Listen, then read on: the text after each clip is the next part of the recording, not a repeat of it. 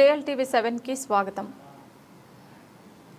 సంచలనాలకు మారిపేరుగా ఉమ్మడి ఆంధ్రప్రదేశ్లో ప్రభుత్వం పోలీసులకు సవాల్గా నిలిచిన చివరికి లొంగిపోయి జనజీవన స్రవంతిలో కలిసిన మాజీ మావోయిస్ట్ నేత కునుపురి సాంబశివుడు ఎలియాస్ కునుపురి ఐలయ్య. తెలంగాణ రాష్ట్రంలో మాజీ మావోయిస్ట్ నేత సాంబశివుడు పేరు తెలియని వారు ఉండరు. సాంబశివుడు అతని తమ్ముడు మాజీ మావోయిస్ట్ కునుపురి రాములు కూడా అన్నబాటలో పయనించి మంచి గుర్తింపు తెచ్చుకున్న వ్యక్తి.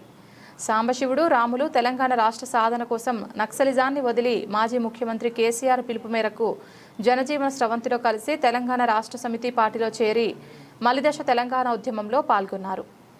ఇదిలా ఉండగా సాంబశివుడు తమ్ముడు కునుపురి రాములు మావోయిస్టుగా చురుగ్గా ఉన్న సమయంలో మావోయిస్టు పార్టీ దళ కమాండర్గా కొనసాగుతున్న మావోయిస్టు నాయకురాలు కవితను రాములు వివాహం చేసుకున్నారు.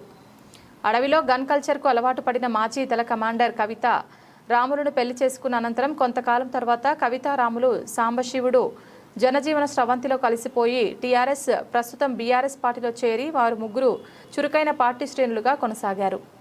అయితే నయీం ముఠా గ్యాంగ్ చేతిలో సాంబశివుడు రాములు హతమయ్యారు. రాములు భార్య శ్రీమతి కునుపూరి కవితకు ఆనాటి ముఖ్యమంత్రి కేసీఆర్ వలిగొండ వ్యవసాయ మార్కెట్ కమిటీ చైర్మన్గా నియమించారు. అయితే లొంగిపోయిన వారికి ప్రభుత్వం నుంచి అందాల్సిన ఆర్థిక సహాయం చేశారని JLTV 7 ప్రతినిధితో కవిత అనేక విషయాలు వివరించారు. సాంబశివుడు రాములు మరణాల అనంతరం వారి తండ్రి కునుపురి చంద్రయ్య మృతి చెందారు.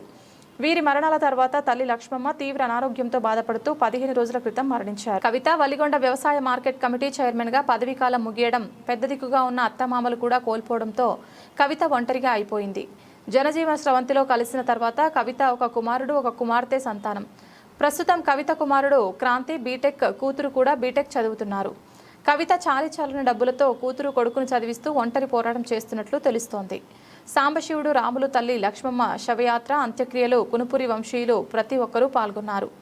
యాదాద్రి భువనగిరి జిల్లా వలిగొండ మండలం పరిధిలో దాసిరెడ్డిగూడెంలో వారందరి స్వస్థలం కాబట్టి కవిత అక్కడే ఉంటూ దశదిన కర్మ కార్యక్రమాలు నిర్వహించారు.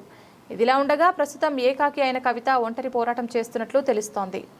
మునుగోడు నియోజకవర్గంలోని మారుమూల గ్రామంలో జన్మించిన కవిత చదువుకుంటున్న తరుణంలో నక్సలిజంపై ఆకర్షితురాలై మావోయిస్టు పార్టీలో చేరారు. ఇదిలా ఉండగా పేద కుటుంబమైన సాంబశివుడు రాములు కవితలు ఎలాంటి ఆస్తులు లేవు. కనీసం అత్తమామలు కూడా ఎలాంటి ఆస్తులు సంపాదించలేదు.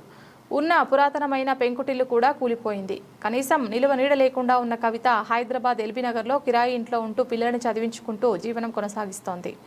ఎంతో పేరొందిన సాంబశివుడు రాములు కుటుంబానికి నిలువ నీడ లేకుండా పోయింది. ఉన్న ఇల్లు కూలిపోవడం, కిరాయింట్లో ఉన్న కవిత దాతల సహకారంతో జీవితం కొనసాగిస్తోందని తెలిసింది.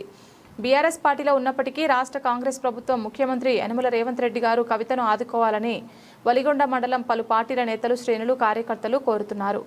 అలాగే కురుమ సామాజిక వర్గానికి చెందిన కవితకు తెలంగాణ రాష్ట్ర కురుమ సంఘం అధ్యక్షులు కురుమ రత్న, మాజీ MLC Eggi Mallesham Kuruma, working president Kyama Mallesham Kuruma సంఘం నేతలు కవిత విషయంలో ఆలోచన ఆదుకోవాలని అనేక మంది కురుమలు కోరుతున్నారు.